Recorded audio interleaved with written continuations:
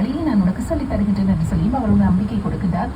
இப்போது அந்த மனிதர் கொண்டு வந்திருக்கின்ற 4 சாக்குகளும் கூட அந்த ரத்தினங்களால் நிரம்புகின்றன. சேர்த்து கட்டி ஒட்டகத்தின் முதுகில் ஏற்றிக்கொண்டு புறப்படுகின்றார் முதலாளி.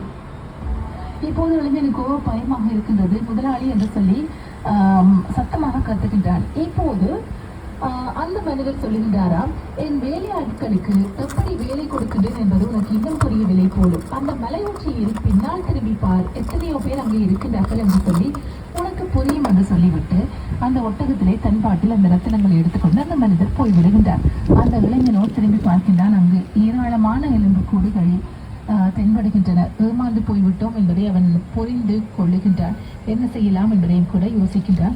என்னை போல பலரை இந்த மனிதர் ஏமாற்றி இருக்கின்றார் என்று சொல்லியும் கூட புரிந்து கொள்ளுகின்றான்.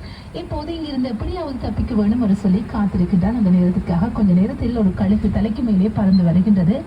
மிக சாமர்த்தியமாக ஒரே தாவலில் அந்த கழுகின் காலை அவன் பிடித்துக் கொள்ளுகின்றானாம்.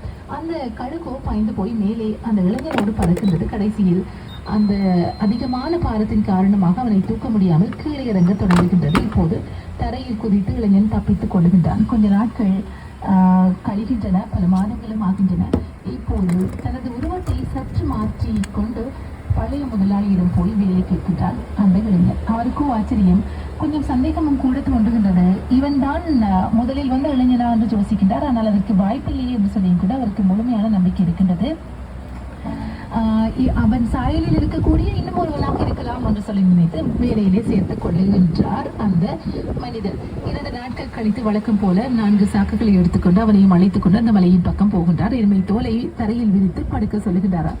இவன் புத்திசாலித்தனமாக கேட்கின்றான், முதலாளி எனக்கு எப்படி படுப்பது என்று சொல்லி புரியவில்லை, நீங்கள் கொஞ்சம் படுத்து காட்டினால் சரியாக இருக்கும்.